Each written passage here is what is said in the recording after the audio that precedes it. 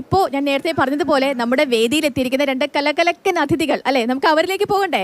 അപ്പോൾ പ്രത്യേകിച്ച് ഒരു ഇൻട്രൊഡക്ഷൻ്റെയും ആവശ്യമില്ല. കുടുംബ പ്രേക്ഷകരുടെ വളരെ ഇഷ്ടപ്പെട്ട രണ്ട് താരങ്ങളാണ് ഇന്നിപ്പോൾ എനിക്കൊപ്പം ഈ വേദിയിലുള്ളത്.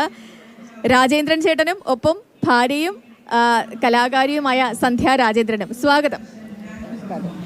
അപ്പോൾ രണ്ടുപേരും കൊല്ലത്താണ്, കൊല്ലംകാരാണ്. ഇപ്പോൾ കൊല്ലത്ത് കലോത്സവം നടക്കുകയാണ്. രണ്ടുപേരും കലാപാരമ്പര്യമുള്ള കുടുംബമാണ്. അപ്പോൾ എന്താണ് ആദ്യമേ പറയാനുള്ളത്? ഇപ്പം നാട്ടിൽ, സ്വന്തം നാട്ടിലാണ് കലോത്സവം.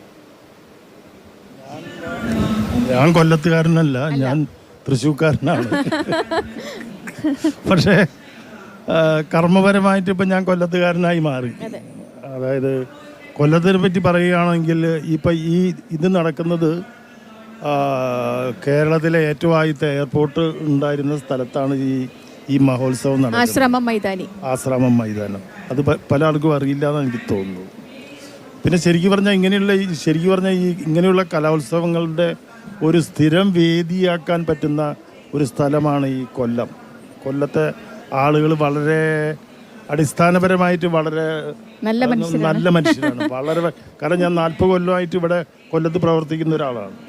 അപ്പോൾ അടിസ്ഥാനപരമായിട്ട് ഇവിടെ അടിസ്ഥാനപരമായിട്ടുള്ളത് ഒരു എന്താ പറയുക, ഒരു തൊഴിലാളി വർഗ സ്വഭാവവും. ഇന്നലെ മുകേഷയുടെ ഞങ്ങളുടെ ഗസ്റ്റ് ആയിരുന്നു. അപ്പൊ മുകേഷയുടെ പറഞ്ഞ കൊല്ലംകാരാണ്, വൈകാരികമായിട്ടൊക്കെ പ്രതികരിക്കും, സൂക്ഷിക്കണം. അതെന്താ വെച്ചാൽ അവരങ്ങനത്തെ ജോലി ചെയ്യുന്നവരാണ്. കാരണം ഇപ്പൊ ഈ കടലിൽ പോകുന്ന ആളുകളാണ്, അതുപോലെ തന്നെ ഈ കശുവണ്ടി മേഖലയിൽ പ്രവർത്തിക്കുന്ന ആളുകളാണ്. അപ്പൊ ഈ വൈകാരികമായിട്ട് പ്രവർത്തിക്കുന്ന ആളുകളായിരിക്കും ഏറ്റവും നല്ല മനുഷ്യർ. അല്ലാണ്ട് പുറത്തൊന്ന് പറഞ്ഞിട്ട് അകത്തുനിന്ന് സൂക്ഷിക്കുന്നത് മുഖത്ത് നോക്കി പറയും. അത് വളരെ നല്ല കാര്യമാണ്.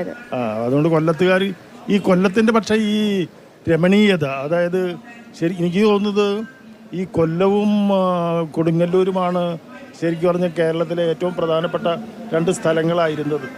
അത് പിന്നെ അതിൻ്റെ സ്ഥാനം തിരുവനന്തപുരവും എറണാകുളവും കൊച്ചിയും തൃശ്ശൂരൊക്കെ ഏറ്റെടുത്തതാണ്. കൊല്ലത്ത് എന്ന് പറഞ്ഞാൽ ഈ അഷ്ടമുടി കായൽ എന്ന് പറയുന്ന മനോഹരമായ ഒരു കാഴ്ച ലോകത്ത് വേറൊരുത്തരും കാണാൻ പറ്റില്ല. അത് എൻ്റെ മറ്റേ ബേർഡ്സ് ഐ വ്യൂ എടുത്ത് നോക്കുമ്പോഴാണ് നമുക്ക് മനസ്സിലാക്കാൻ പറ്റുക. അഷ്ടമുടി കായലിനെ പറ്റി പറയുന്നത് വിശ്വാസികൾ പറയുന്നത് ശിവന്റെ ജടകളാണെന്നാണ് പറയുന്നത്. പിന്നെ കൊല്ലത്തിൻ്റെ പ്രത്യേകത എന്ന് പറഞ്ഞു കഴിഞ്ഞാൽ നമുക്കൊരു ബീച്ചിൽ നിന്ന് ഏകദേശം ഒരു 3-4 കിലോമീറ്റർ കഴിഞ്ഞാൽ പിന്നെ ബാക്ക് വാട്ടർ ഇത് കാണും.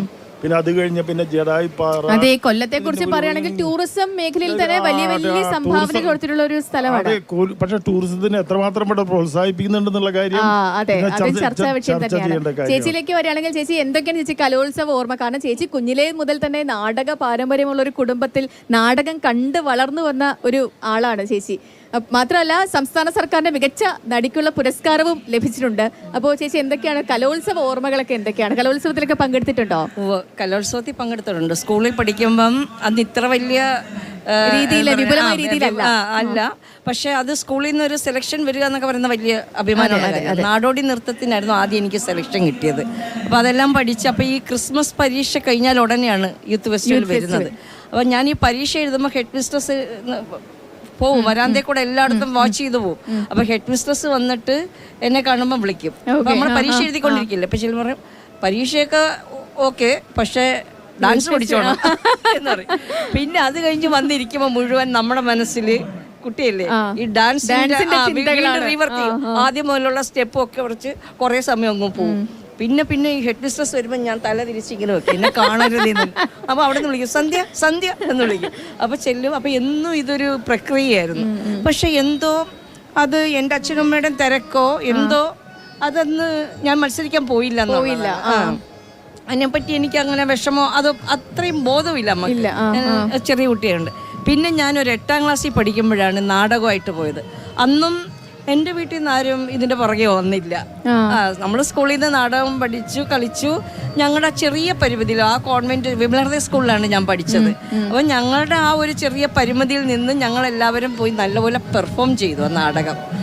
സമ്മാനമൊന്നും കിട്ടിയില്ല. അതിൽ ദുഃഖമൊന്നും അന്നങ്ങനെ ദുഃഖമൊന്നും ഇല്ല. പങ്കെടുക്കുക എന്നുള്ളതാണ് വലിയൊരു കാര്യം. അങ്ങനെ 2 പ്രാവശ്യം ഞാൻ മത്സരിക്കാൻ പോയിട്ടുണ്ട്. അപ്പോൾ ഈ കുഞ്ഞിലെ നാടകം അതൊക്കെ ഈ അച്ഛന്റെ ശിക്ഷണത്തിലൊക്കെ ചേച്ചി വളർന്ന് കിട്ടിയിട്ടില്ല?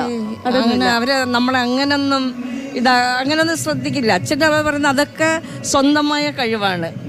അങ്ങനെ വളർന്നു വന്നോട്ടെ, അല്ലാതെ തെറ്റും ശരിയും പറഞ്ഞു തരും എന്നല്ലാതെ മോളെ നീ അത് പോയി പഠിക്കുക അല്ലെങ്കിൽ അത് അങ്ങനൊന്നും അച്ഛൻ അങ്ങനത്തെ ഒരാളല്ലായിരുന്നു. അല്ല ചേട്ടന്റെ കലോത്സവത്തിലൊക്കെ പങ്കെടുത്തിട്ടുണ്ടോ ചേട്ടൻ?